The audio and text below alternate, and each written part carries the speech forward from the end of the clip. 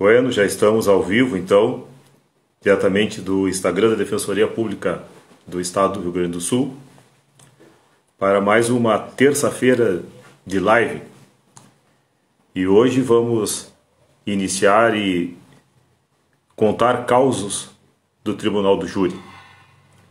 Eu sou o Antônio Augusto Corsac Filho, sou defensor público desde novembro de 2000. Atuo na comarca de Palmeira das Missões, já atuei em algumas outras comarcas também, e hoje sou defensor público assessor da Subdefensoria para Assuntos Institucionais do Estado do Rio Grande do Sul. Agradeço a todos os que estão entrando nesta live para ouvir dois defensores públicos, e daqui a pouco eu vou chamar o colega que vai participar junto comigo, conversarem sobre as suas experiências neste tribunal que no Brasil existe desde a época do Império. Desde 1922 está prevista a instituição do júri na nossa legislação, e ela veio se repetindo através das constituições que foram se sucedendo, e hoje está previsto lá no artigo 5º da nossa Carta Magna, o Tribunal do Júri, nas garantias dos cidadãos, e este próprio Tribunal do Júri cheio de garantias. E hoje vamos falar dele. Eu vejo que muitos amigos, conhecidos, colegas, professores, pessoas que eu admiro muito, familiares vão entrando aqui nesta live, e eu não posso deixar de ficar feliz de comemorar isso, porque a gente se disponibiliza para conversar com vocês dessa nova forma, desta forma online, onde eu desde a minha casa chego na casa aqui de já 30 pessoas que estão assistindo, conversando sobre um assunto que foi pré-determinado lá pela Defensoria Pública, e convidando vocês para interagirem, para também contarem as suas histórias, também fazerem perguntas. E se vocês, por acaso, já participaram de algum júri e que eu tenha participado, ou o colega que eu vou chamar também tenha participado, conte, comente, que a gente vai conversar aqui e comentar. Eu gostaria de iniciar agradecendo o nosso Defensor Público Geral do Estado por este convite, por esta ideia desta live falando sobre os causos do Tribunal do Júri, contos do Tribunal. Dr. Antônio Flávio de Oliveira, meu amigo desde a época que eu entrei na Defensoria, portanto há 20 anos. A doutora Rafaela Consalter, subdefensora pública institucional da Defensoria Pública, com quem eu trabalho como assessor lá na Defensoria. Doutora Samara, que é coordenadora do gabinete de imprensa da Defensoria Pública, e o nosso amigo assessor de imprensa, Felipe Darotti, que está nos dando todo o suporte para a realização dessa live. Vejo aqui muitas pessoas entrando, já vi o Dr. Miguel Seade, já vi a doutora Josiele, e agora eu vou convidar então o nosso colega, o Dr. Cláudio Luiz Covatti, defensor público em Caxias do Sul, para que nos acompanhe, procurando o nome dele aqui, para que ele participe desta live e conte também com a gente os seus causos do Tribunal do Júri. Parece que o Covatti ainda não está online. Vamos esperando ele entrar. Enquanto isso, vamos falando um pouquinho sobre a história do Tribunal do Júri. E eu sempre conto quando eu atuo no Tribunal do Júri, aqui na minha terra de Palmeira das Missões, e também já fiz júri em Tenente Portela, em Giruá, em Iraí, em Frederico Westphalen, muitos júris. Eu atuei por 7 anos na Defensoria Pública de Frederico Westphalen, em Seberi, e agora eu vejo aqui o meu amigo Cláudio Covatti, então vamos chamá-lo.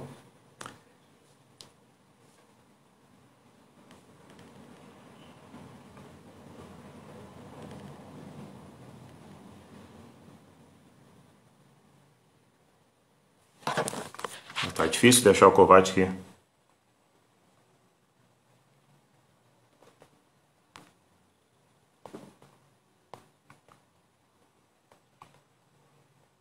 Estou achando ele para convidá-lo para entrar aqui na live. E nesses 20 anos, em aproximadamente 350 a 400 júris já realizados, são muitas histórias. Muitas histórias de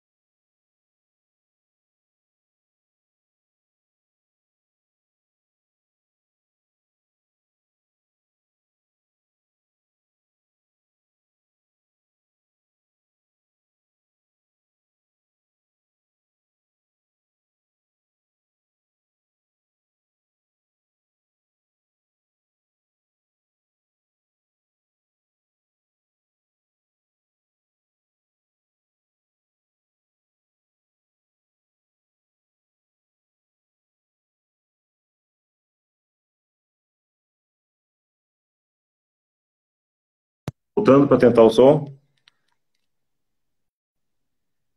Vamos tentando o som. Tem som ou não tem?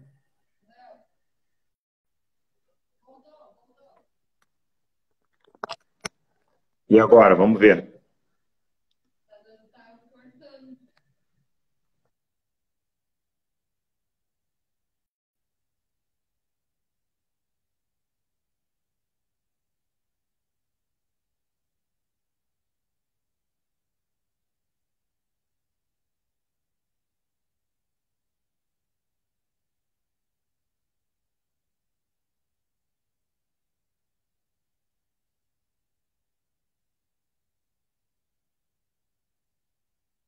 Tá?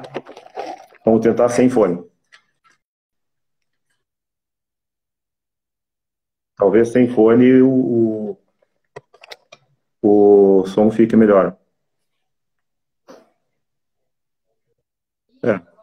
Vamos tentar sem fone, então. Eu estou vendo que o meu colega Cláudio Kovács não tá tendo um pouco de dificuldade de entrar. Né? Eu vou continuar chamando ele, daqui a pouco ele entra. Enquanto isso, eu vou contando. Eu vou contando os júris de que eu participei e os causos que eu tenho para contar. Né? Um júri que foi tocado violão, um júri da Berracio Ictus, um júri do arame cortado, um júri do aparte, o júri da salsicha, né? Um júri da felação. Né? Houve um caso de um júri da felação aqui, aconteceu em Palmeiras das Missões. Talvez alguém lembre. Né? Houve um caso em que não houve pedido de absolvição e o réu restou absolvido. Enfim, são tantas histórias. E eu lembro do meu primeiro júri. O meu primeiro júri aqui em Palmeiras das Missões foi, acredito que em março do ano de 2001. Eu assumi a Defensoria Pública em novembro de 2000. Tive alguns meses sem esse plenário e estou tentando convidar o Kovács e não estou conseguindo. Convidei duas vezes e ele não está conseguindo entrar. Mas muito bem. E eu, então, me preparei para esse júri e confesso para vocês que tive até dor de barriga uma semana antes do júri, porque era um caso em que um cidadão estava numa festa, num bairro conhecido de Palmeiras das Missões, uma festa popular na rua. E esse cidadão já é um senhor, com 40 e tantos anos, a esposa dele também, e o jovem, conhecido também, vizinho dele, bebeu. Ele, com cerca de 20 e poucos anos, começou a mexer com a mulher dele. Mexeu com a mulher do senhor mais velho, houve uma discussão, este rapaz mais novo agrediu o rapaz mais velho, e como era na rua, na frente da casa, onde acontecia essa festa, na frente da casa desse casal, ele foi deu alguns passos para trás, ele que estava apanhando, deste rapaz mais novo, uns passos para trás e pegou uma mão de pilão, né? Bom, vamos ver então o seu combate. Agora vem. Ele pegou uma mão de pilão, para quem não sabe, é um instrumento de madeira que se usa para socar feijão, para socar trigo. Fala, combate, tudo bem? Tudo bem? Muito bem, eu estou contando um caos aqui, deixa eu terminar e já te chamo, te apresento. Pode seguir, faz o favor. E ele Boa pegou noite a essa mão todos, de, primeiro. ele pegou essa mão de pilão e no intuito de se defender, naquele momento, deu uma paulada na cabeça do jovem e acabou matando. Bom, me preparei para este júri, estudei muito o júri, conversei com esse cidadão que estava preso no presídio, me esmerei na defesa e quando saiu o resultado, 7-0 pela condenação. Ou seja, na época se abriam todos os votos, né? Eu acreditava piamente que o cidadão era inocente e os jurados, por 7 votos a 0, deram a condenação ao rapaz. E eu fiquei sem entender aquilo e não entendi e saí desolado do júri, né? E tanto que no final, na saída, veio a família dele me agradecer pelo trabalho. E aí eu fiquei um pouco mais confortado e um tempo depois, 15 anos depois, uma dessas pessoas, das juradas, uma mulher jurada que atuou nesse júri, veio e me disse o seguinte: para mim, eu que participei daquele teu primeiro júri, te digo uma coisa, para mim, o cidadão, quando entra no júri, entra condenado. Ele tem que me provar que é inocente. Ou seja, ela tem totalmente a inversão de como é o nosso sistema acusatório, como é o sistema do Tribunal do Júri. Na verdade, o cidadão entra absolvido. Durante o plenário tem que ser provado que ele é culpado para que ele possa ser condenado. Mas, enfim, esse foi o meu primeiro júri, um júri em que eu acreditava que seria o réu absolvido, e ele foi condenado e eu não obtive nenhum voto. O chamado pneu Cláudio Luiz Covatti, meu amigo de tantos anos, que já esteve defensorando aqui pela nossa região, né, já esteve em Santo Augusto, que é natural de Sarandi, hoje atua em Caxias do Sul. Tudo bem, Covatti? Seja bem-vindo. Boa noite, meu grande amigo Antônio Augusto Corsac Filho. Primeira coisa que eu te pergunto, o som está bom? Dá para ouvir? Está bem? Em primeiro lugar, eu agradeço muito o convite feito pelo Dr. Antônio Flávio Oliveira, defensor público geral do Estado. É um projeto que começou também em decorrência de todos os acontecimentos deste ano de 2020, mas é um projeto extremamente valioso. Fico muito honrado, sei que há muitos outros defensores públicos com capacidade maior até mesmo, com maior experiência na defensoria pública.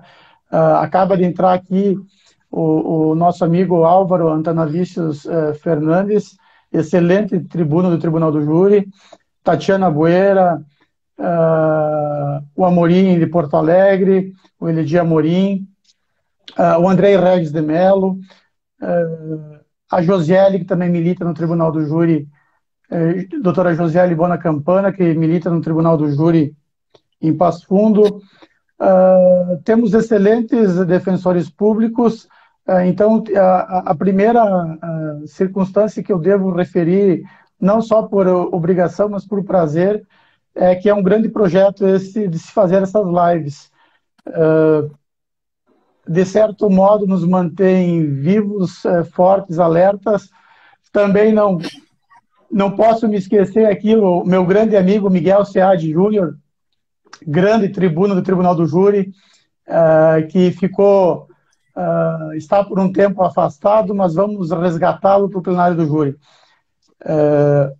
Agradecer esse projeto é maravilhoso, é fantástico, é a forma de todos os colegas defensores públicos mostrarem o seu valor, o seu trabalho.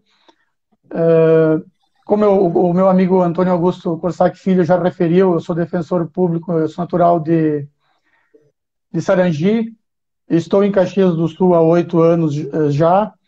Fui titular da primeira Defensoria Pública de Caxias do Sul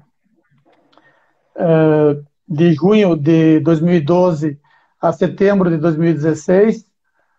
Me afastei, me classifiquei por vontade própria numa defensoria pública cuja atuação primordialmente era no GIGE. Confesso que foi um período, eu diria, tenebroso em matéria de espírito e de prazer em trabalhar. Para mim, foi um período de frustração. E voltei ao plenário do júri agora, titular novamente. Voltei no final de 2018. Caxias do Sul, nós temos um problema de não termos o juiz titular.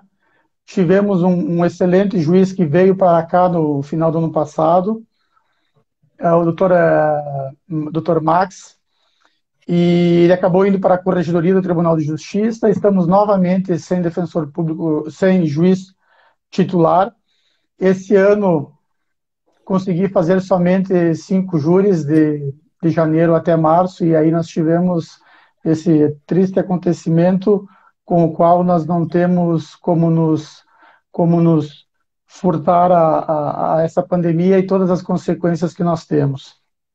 Mas é graças à pandemia, né, Kovács, que a gente está realizando essas lives. Então, a gente que consegue ver, de repente, alguma coisa boa diante do caos, tem essa possibilidade.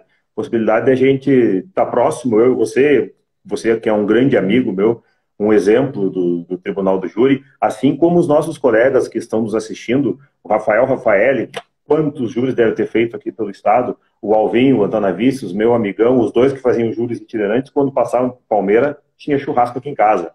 Né? O Andrei, o Miguel, a Tatiana, o Amorim, tantos outros colegas que são efetivos, o Giroto, o Hernani Dalpupo, a própria Josi, que teve um tempo no Tribunal do Júri em Passo Fundo, hoje ela está na Vara Regional de Execução Criminal.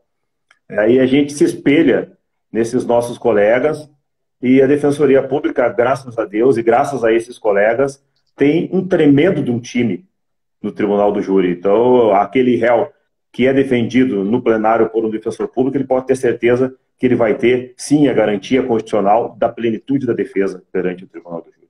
E eu te convido, Kovács, também para fazer um brinde. Né? Estamos tomando um vinho aqui.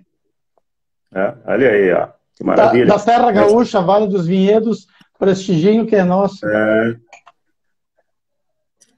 Nessa noite de terça-feira, eu abri um Alma Negra para poder tomar aqui, conversando com os colegas e com os amigos nessa live. Já vi aqui que o José Ricardo, que foi nosso estagiário, hoje é advogado, mestre em Direito, fala pedindo para contar um caso, ele já me falou de tarde sobre isso, vai sair daqui a pouco o caso Zé. E o nosso chefe, o Antônio Flávio, dizendo que nunca ofereceu esse churrasco para ele.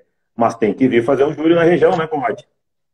Tem que vir fazer um júri na região, e eu esqueci, eu até peço desculpas, um dos grandes tribunos também na Defensoria Pública, com o qual eu fiz um júri na comarca de Santa Rosa, o Dr. Rafael Rafaeli, que também está assistindo o júri, e na volta daquele júri lá em Santa Rosa, nós tivemos a oportunidade de ter um churrasco aí proporcionado pelo Toinho aí, pelo Dr. Antônio Augusto Corsac Filho. E o combate da região missioneira também não podemos esquecer do Valdemar, né? Valdemar Menchique Júnior de Santo Ângelo, nosso grande tribuno, que fez uma live de causa no Tribunal do Júri junto com o Dr. Varney lá de Pelotas.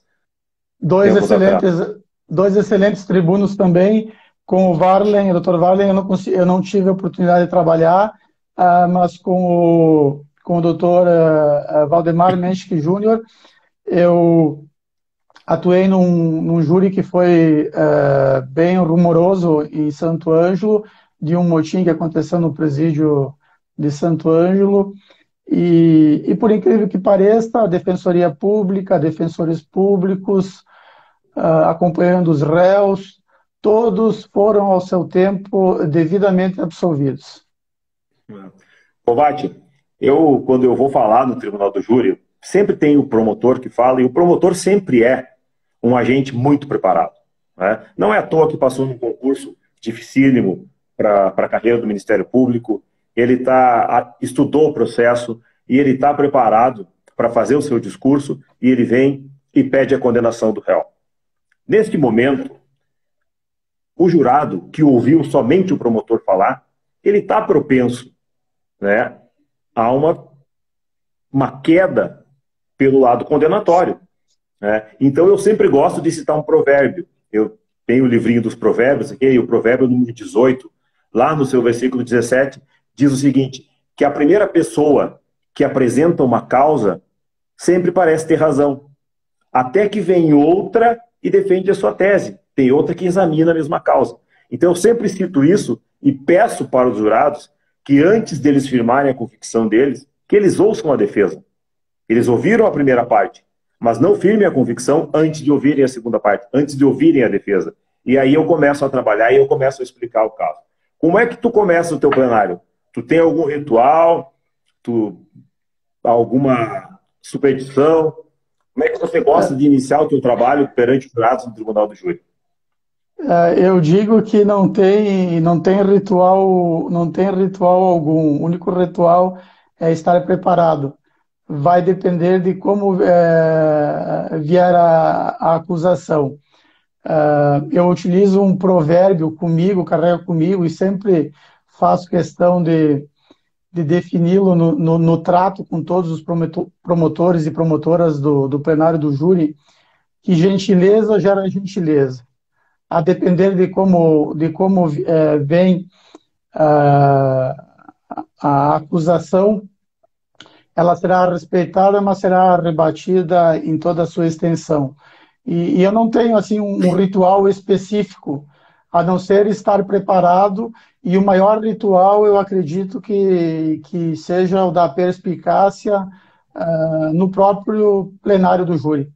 Plenário do júri, tu tem que ter a tua tese preparada, tu vai ler o teu processo, vai estudar o processo anteriormente, tu vai, com o tempo de prática que tu tem, com a tua experiência que tu tem, tu vai acabar tendo uma tese preparada já, antevendo que vai ser a tua tese central, mas a gente tem que ter bem ciência que o plenário do júri ele é rico em acontecimentos de última hora, a começar com uma versão existente do réu, ou até mesmo o silêncio, e muitas das vezes nós não temos condições de conversar com o réu demoradamente antes do plenário do júri, até pela carga de processos de júris que nós temos.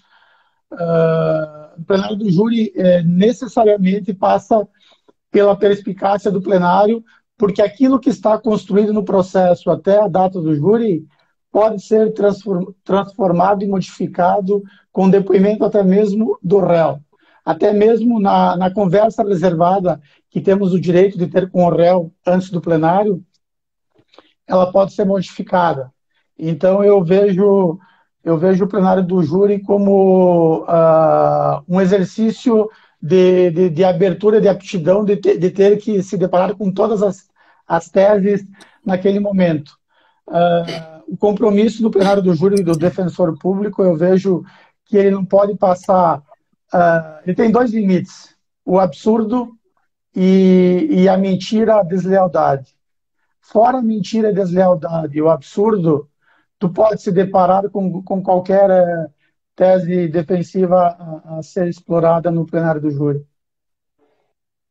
Kovács, mandando um abraço para o nosso colega, amigo, subdefensor jurídico da Defensoria, Alexandre Brandão Rodrigues, que nos prestigia, né? Vou começar contando um caso para vocês verem como é que se dá um caso quando chega no Tribunal do Júri.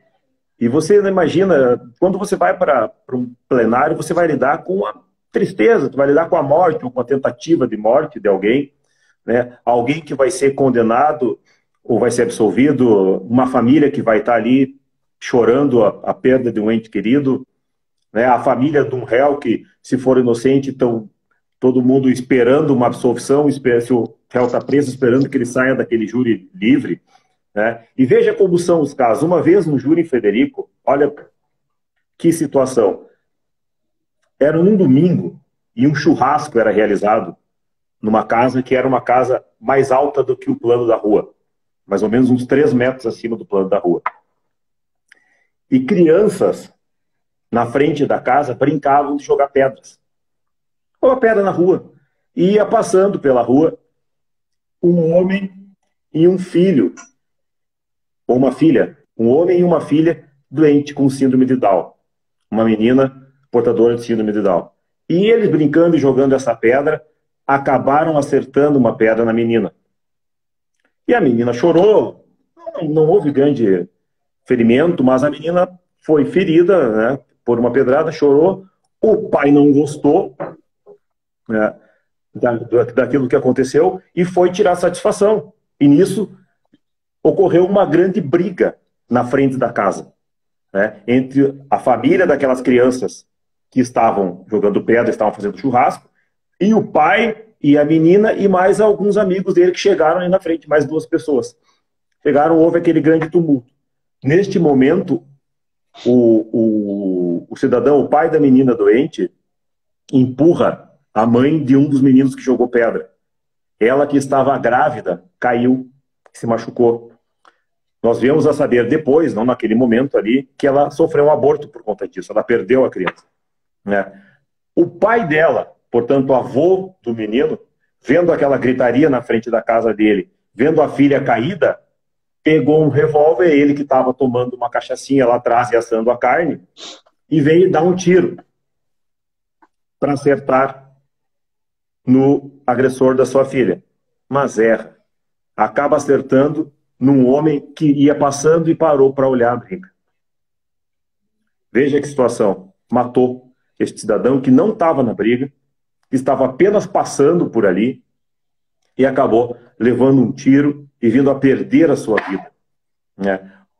Isso se chama erro de execução, aberratio ictus, né? Nós fomos para esse júri, eu consegui demonstrar que mesmo tendo matado uma pessoa inocente, uma pessoa que não estava participando em nenhum momento da briga, aquele cidadão, aquele senhor que disparou o tiro, agiu em legítima defesa de terceiro. Agiu em legítima defesa da sua filha, que estava sendo agredida, e tanto é verdade que ela estava sendo agredida, que com a queda dela ao chão, ela acabou perdendo o filho que estava no seu ventre, ela acabou abortando. Então, é um caso de um júri que eu gosto de lembrar, porque é um caso muito emblemático, né? A gente imagina, bom, matou um inocente, vai ver qual é a defesa. A legítima defesa. Porque aberratio ictus, você se defende de quem você queria atingir, e não da pessoa efetivamente atingida. Então, esse é um exemplo. Eu começo contando esse meu exemplo, esse meu caso curioso do Tribunal do Júri, e agora passo para ti, para que você venha com o teu caso curioso. E eu prometo, como o Miguel disse, para o final você promete um grande caso para segurar a audiência. Então, para o final, Miguel, vamos contar o caso da felação, o júri da felação. A gente acaba criando uma casca, quem atua no plenário do júri, uma casca no sentido de uma couraça, uma proteção. Há muitos colegas defensores públicos e defensoras que são exímios profissionais em direito civil, direito de família, cada um acaba encontrando o seu caminho e o local de trabalho onde acredita que pode render mais e ser mais produtivo, tanto a instituição de defensoria pública como a sociedade. E o plenário do júri, a gente se depara com as misérias humanas, com os dramas humanos, com as tragédias humanas, e a gente tem que ter uma compreensão que muitas das vezes a gente vai se deparar com réus, com pessoas em estágio de vulnerabilidade extrema. E um júri que me chama a atenção, quando nós combinamos em fazer essa live, a convite do Dr. Antônio Flávio, foi um júri que eu nominei como júri do cabeça de lata. Cabeça de lata é uma expressão corriqueira utilizada entre as pessoas que estão cumprindo pena e não só, há em outras situações da vida em que se intitula, em que se elege forçosamente, forçadamente, o cabeça de lata, alguém que vai na frente ou que vai assumir determinado fato, determinada circunstância. E esse foi o júri que eu fiz, cujo réu estava preso preventivamente. Foi um homicídio que aconteceu dentro de um estabelecimento prisional aqui em Caxias do Sul, dentro da PIX. Só que ao estudar, eu não acompanhei a instrução do processo. Ao me preparar para o plenário do júri, eu só peguei o processo no plenário do júri, para o plenário do júri, eu vi um réu com inúmeros furtos. Ele tinha mais de 15 processos por furtos, mas no histórico de vida dele, ele não tinha nenhum fato cometido com violência.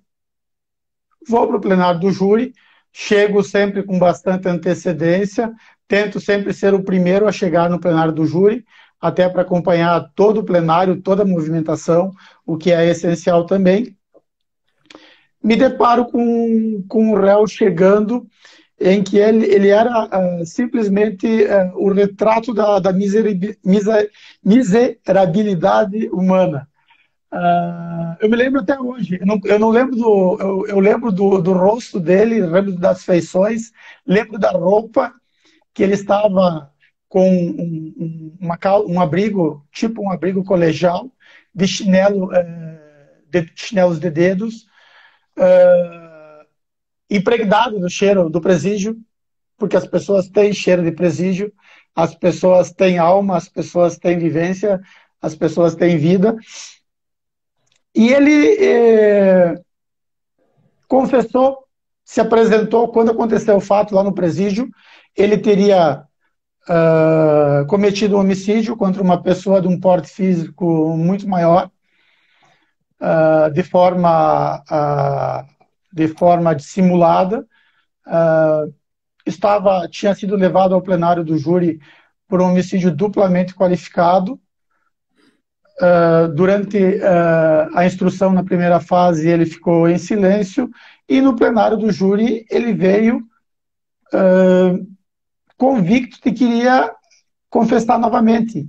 Mas o ato praticado e as características dele, as características da vida dele, as características do porte físico, as características do estado de ânimo, estado psíquico dele, não combinavam com o ato praticado. E eu consegui conversar com ele que o que ele falasse ali, ele não seria punido pelos presos, ele não poderia se sentir amedrontado, que aquele ato de contar a verdade não acarretaria nenhuma sanção por parte de outras pessoas que estavam no sistema prisional. E ele conseguiu compreender isso, a ponto de, naquele júri, não só ele, mas o próprio Ministério Público, que já tinha repassado a informação de que iria pedir a condenação do réu e a pena de condenação do homicídio qualificado, pelo menos 14 anos. Um cidadão queria sentir na própria carne uma pena de prisão de pelo menos mais 14 anos de reclusão, uma situação indigna que foi revertida naquele plenário do júri.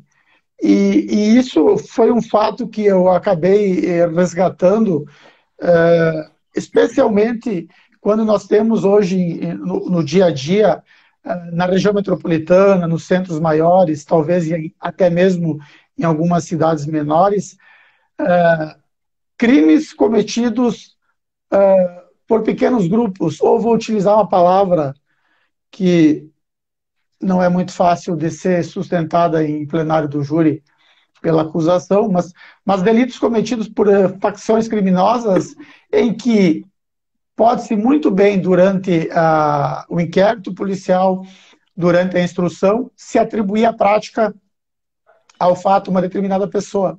porque o cabeça de lata, historicamente, é uma expressão depreciativa. O cabeça de lata, ele não está assumindo aquilo porque ele quer, mas porque ele foi forçado.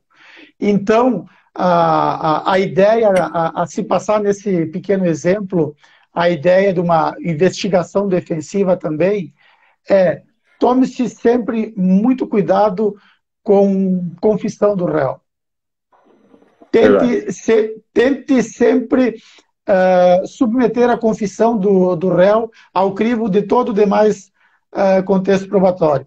Esse é um exemplo para passar a bola para o meu querido mestre aí, Antônio Augusto Corsac Filho. Kovács, nós temos, ó, além dos nossos colegas, além do nosso defensor-geral, dos nossos subdefensores, também inúmeras outras autoridades aqui acompanhando a nossa live. E vejo o doutor Bruno Pinto de Freitas, nosso subsecretário da Casa Civil do Estado do Rio Grande do Sul, que foi por 2 oportunidades ouvidor-geral da Defensoria Pública do Estado do Rio Grande do Sul. Um grande ouvidor. Um grande abraço, Bruno. E também o prefeito de Palmeiras das Missões, que é ex-presidente da FAMURS, um grande amigo, Eduardo Cussomano Freire, Dudu Freire. Dudu Freire, um grande abraço. E o pai do Dudu, doutor Américo Freire, foi um dos maiores tribunos do Tribunal do Júri do Estado do Rio Grande do Sul. O doutor Américo fazia júris famosos aqui na nossa Palmeiras das Missões. Então, um grande abraço também para o nosso amigo Dudu. Eu também mando um abraço. Eu também mando um abraço para o doutor Bruno Pinto de Freitas, para o prefeito de Palmeiras das Missões, o Dudu Freire também. Agradecemos a presença dos senhores nessa live aqui. E obrigado, Corsac. Mas, Kovács, no júri, muitas vezes a defesa não tem muito o que fazer. Então, você acaba se utilizando de alguns artifícios para prender a atenção dos jurados, para chamar os jurados a te olharem, e você tenta ganhar de uma outra forma. Eu gosto muito de literatura, eu escrevo poesia, eu leio bastante, eu gosto de filosofia, eu sempre conto muitas histórias no júri, eu gosto de história, eu estudo a nossa história. Uma vez eu estava lendo um livro sobre a Roma Antiga e passei no final de semana sobre a história da Messalina, que era mulher do imperador, e por que começou a se chamar as mulheres que ganham a vida vendendo o seu próprio corpo de Messalinas, né? Porque aquela mulher, a Messalina, ela vendia o seu próprio corpo, ela tinha uma tara sexual tão grande que ela saía com uma capa durante a noite, isso a história conta, subia num banquinho para ter sexo com a plebe lá em Roma. E isso foi causa uma vez de um júri. Num júri em que o marido era acusado de tentar matar a mulher por conta de uma traição. E eu usei o exemplo da Messalina, que era uma mulher que traía o imperador romano. Entendeu? Usei no tribunal do júri, você usa muito desses artifícios. Muitas vezes eu uso também e conto uma história que pode ser uma lenda, mas eu conto a história de quando se quer jogar alguém na cadeia, quer condenar alguém e não se tem certeza de que essa pessoa é efetivamente culpada. E quando você não tem certeza, é justo, é coerente que você bote a pessoa na cadeia? Você sabe o que é uma cadeia? Sabe o que a cadeia causa numa pessoa? Eu vejo o meu amigo Leandro Brasil Machado, vejo o meu amigo aqui, o José, também pedindo o caso da música, do violão. Vamos contar daqui a pouco. Esse caso é muito engraçado, uma vez, muito interessante. Uma vez eu toquei violão no júri. Passou muito tempo e o Leandro acabou vendo num grupo de discussão de júri, de advogados criminais do Brasil inteiro, alguém comentar da história de um defensor público que certa vez tinha tocado violão no plenário do Tribunal do Júri. Veja bem como as notícias correm. Mas então, quando eu tento falar para os jurados sobre o que a cadeia faz com umas pessoas, eu conto uma história do Michelangelo. Eu conto que o Michelangelo, quando ele estava pintando o teto da Capela Sistina, que é um afresco que está ainda lá no Vaticano, até hoje, ele pintou Nosso Senhor Jesus Cristo e ele pegou um modelo. Ele saiu na rua, encontrou uma pessoa parecida, convidou para essa pessoa ser modelo dele, essa pessoa serviu de modelo e ele pintou Jesus Cristo com base nessa pessoa. Anos depois, ele, terminando o afresco, que levou muitos anos para ser pintado, ele queria pintar Judas. E ele buscava uma pessoa que tivesse uma feição rude, uma feição marcada pelo amargor, uma feição marcada pela mágoa, pela tristeza, de alguém que traiu. Judas havia traído Jesus Cristo. E Michelangelo procurou pelas ruas e não encontrou aquela feição marcada pela dor, pela mágoa. Aí, então alguém disse para ele: procure numa cadeia, procure numa masmorra. E ele foi até lá.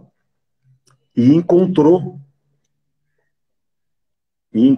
uma pessoa justamente desse jeito, com essa feição. Então foi lá e convidou ele. Disse: olá, eu estou pintando o telhado da Capela Sistina e gostaria de te convidar para você ser o meu modelo. Eu vou pintar o Judas. E eu gostaria que ele tivesse a sua feição. E essa pessoa disse para ele: eu não posso. Ele: mas por quê? Você vai até ganhar o dinheiro, você vai ficar livre por um tempo, né? Ganhar um troco, vai para a tua família. E não, eu não posso porque eu já fui teu modelo. Eu servi de modelo para Jesus Cristo. Ou seja, era um homem com uma feição serena e se tornou o homem com a feição mais amarga que Michelangelo encontrou. Por quê? Porque teve na cadeia. É isso que a cadeia faz para as pessoas. E eu não estou dizendo aqui com isso, Kovács, e não digo isso para os jurados, que não há pessoas que que mereçam a cadeia. Alguns merecem. Não é? É a forma de cumprimento de pena, de pagar a dívida com a sociedade que a gente tem.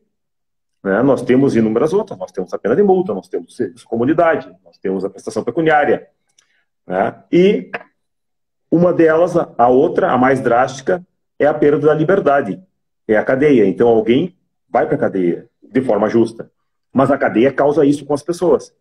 A cadeia acaba com as pessoas, a cadeia destrói a família, abre uma desconfiança entre o homem e uma mulher, o pai pega a autoridade perante seus filhos, e se ele merece isso, não há o que fazer. Mas se você não tem certeza se ele merece isso, é justo? É legal mandar essa pessoa para a cadeia? Isso é algo que a gente sempre tem que suscitar perante os jurados, para que antes deles condenarem alguém, eles saibam que eles têm que ter certeza. E essa é uma das histórias que eu também conto no Tribunal do Júri. Tem também a história do padeirinho da antiga Veneza, né, assassinado. E a história do júri do violão, que o pessoal está me pedindo aqui, é uma história que já contei muitas vezes, já contei para muitos amigos, e foi um caso de um homem que perdeu a namorada. Né? Ele perdeu a namorada para outro e era acusado de ter tentado matar os dois. Né? Tentativa de homicídio branca, ou seja, não tinha acertado os disparos de arma de fogo, que ele dizia que não tinha desferido os disparos. E as vítimas, tanto o homem que estava atualmente com a ex-mulher dele e a ex-mulher, diziam que ele tinha dado os tiros e tinha errado. E ele foi a júri. E eu lá no plenário do Tribunal do Júri, levei o meu violão, eu toco um pouco de violão, né, para o meu consumo, né, como diz a música do Gujo Teixeira, o violão para o meu consumo, e aprendi a tocar a música da banda Rosa Tatuada, né, que é a música O Inferno Vai Ter Que Esperar. E aí, então, depois de falar tudo aquilo que eu tinha para falar, eu pedi para que eles me ouvissem. E daí cantei a história do homem que diz, da música, que diz que ele caminhou até lá com uma arma na mão e frente aos dois, com uma arma na mão, sorriu e disse adeus. O inferno vai ter que esperar. Nem um tiro, nem uma gota de sangue. O inferno vai ter que esperar. Ele sabia que não nasceu para matar. E o réu foi absolvido. Foi absolvido nesse caso e ficou marcado na minha história do Tribunal do Júri e certamente na história de muitas pessoas que presenciaram este feito, né? O caso do júri em que foi tocado o violão. É. Foi feito por mim e É, inúmeras outras, né? que Quando ano eu me foi isso, despedi, Corsac? Oi? Que ano foi isso? Eu acho que foi em 2003, não tenho certeza, mas foi em 2003, fazem É, 17 anos. e tu foi o precursor dessa situação. Também faço uma saudação, acabou de entrar aqui o nosso grande colega Mário Rengantz, Ô, Mário. excelente defensor público, plenarista também de mão cheia, grande capacidade. Essa tua abordagem com a música no plenário do júri foi a precursora. A mais recente foi no Mato Grosso, do colega defensor público também, Rodrigo Stoqueiro, que também a mídia tratou de forma pejorativa. A nossa amiga em comum, aí de Frederico Westphalen, a Ângela, ela me lançou um desafio aqui de eu fazer um júri com o violão aqui. Então, talvez eu venha fazer um júri aqui em Caxias do Sul com violão, nem que seja para dissolver o júri. Mas eu vou fazer um júri com violão, mas dia menos dia. O nosso colega Thiago está dizendo isso, que se ele quisesse dissolver o júri, ele tocaria violão. Um grande abraço para o Thiago, para o Mário, para o Gabriel Teixeira, aqui também, com o nosso colega advogado, que foi estagiário da Defensoria Pública, também nos acompanhando. Sim. E o Hernani Dalpupo, que entra aqui, acabei de citar ele como um dos grandes tribunos do Tribunal do Júri. Ah, amigo Antônio Augusto, eu também estou acompanhando aqui o transcurso do tempo. Nós temos 12 minutos. Eu tinha pelo menos mais 4 casos para contar aqui. Tem um dos casos que foi um dos casos mais de maior repercussão que teve aqui nos últimos anos, em que eu queria fazer uma menção à doutora Cristiane Preto. Foi um caso terrível, que vitimou. Tem um caso também de um plenário do júri que nós. Foi o único caso nesses 12 anos que nós abandonamos o plenário. Estava acompanhado de mais 2 defensores públicos, que daria para contar também. Esse caso eu nomeei o caso como um júri da casa como um asilo inviolável. É um nome muito, não é um nome pomposo, mas é um preceito básico de qualquer país, e é um preceito básico da Constituição Federal, que a casa é um asilo inviolável do indivíduo, que ninguém nela pode penetrar sem consentimento do morador, salvo em caso de flagrante delito ou desastre, ou para prestar socorro, ou durante o dia por determinação judicial. E nesse caso de Caxias, que eu tenho o maior respeito por todas as forças policiais, seja a Brigada Militar, seja a Polícia Civil, foi um caso trágico porque acabou vitimando um policial civil. Foi um júri em que os policiais civis receberam uma denúncia anônima, provavelmente levados a erro, que eles estavam monitorando uma casa, uma casa que propriamente ficava numa espécie de uma pousada no formato de uma ferradura, formato de U, e receberam essa denúncia anônima, infundada. Eles foram até essa casa para porque ali chegaria um carregamento, uma quantidade X de drogas, que tal pessoa receberia. E essa pessoa que era para estar lá não estava. Quem estava lá era o sobrinho dessa pessoa, que passou a noite toda sem dormir, com consumo de álcool, drogas, com uma companheira dentro de casa, e a discussão toda do plenário do júri se deu quanto a polícia, quando chegou ao local, ter efetivamente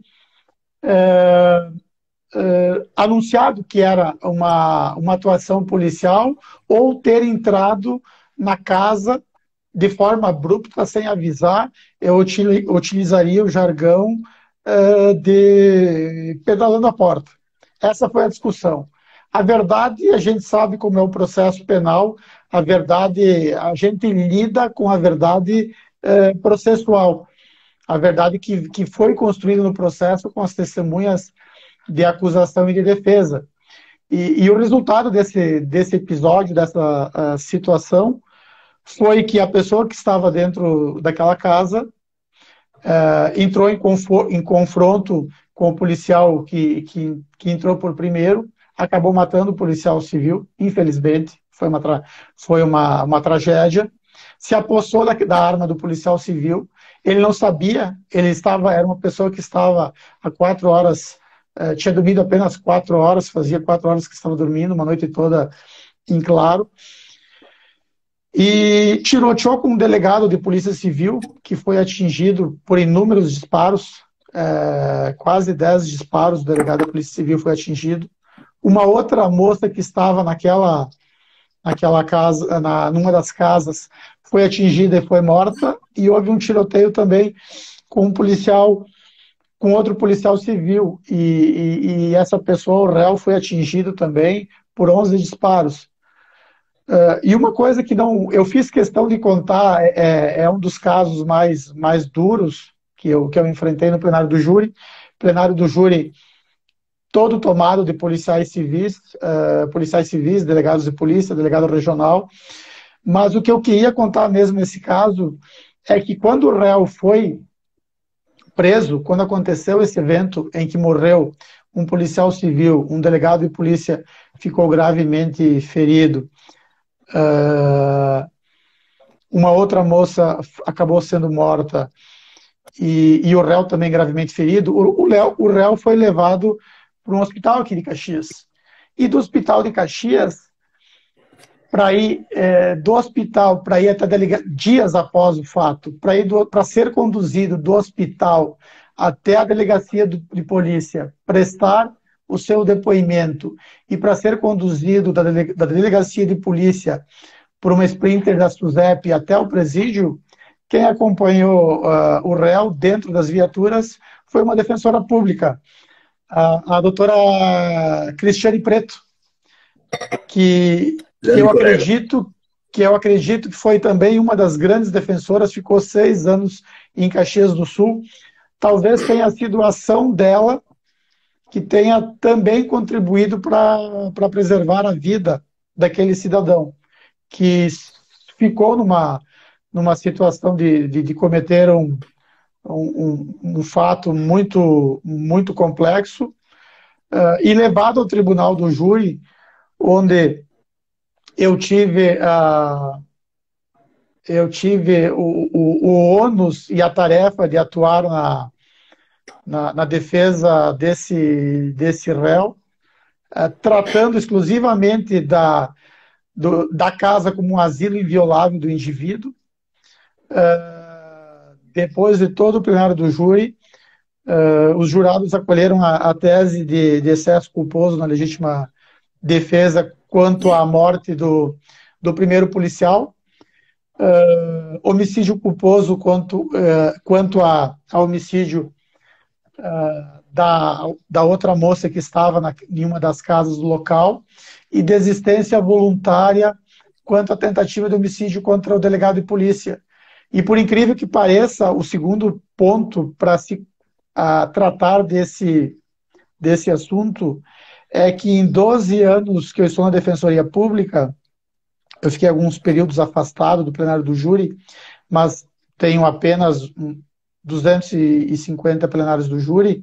A pessoa mais íntegra que eu encontrei ao longo da vida foi esse delegado de polícia, porque ele poderia ter arrebentado com toda a tese defensiva quando perguntado no plenário do júri, na frente de todos os colegas, se o réu poderia ter ceifado a vida dele naquele evento, e ele foi firme, foi sereno e foi verdadeiro em dizer que o réu tinha essa oportunidade e o réu não fez isso porque não quis. A gente se estende, né? A gente se estende demais, a gente tem vontade de contar as experiências Eu meu tenho que contar o amigo. caso da felação, Kovács. Faltam 3 minutos aqui. Dá, Né? dá um spoiler aí, porque de repente vai ter uma outra aí. Eu não posso deixar de contar, vou contar rapidamente, né? O caso do júri mais constrangedor que já ocorreu aqui na comarca de Palmeiras das Missões foi o caso da felação. O caso foi de que, numa festa muito popular aqui na nossa cidade, né, no final da noite, né, da madrugada nessa festa, no estacionamento, né, dois rapazes se encontraram e começaram a entrar em intimidades, e um acabou fazendo a felação no outro, né, que é o chamado e conhecido sexo oral. E neste momento do sexo oral estava tudo bem, né? O rapaz pilchado, baixou a bombacha, foi fazer o sexo oral.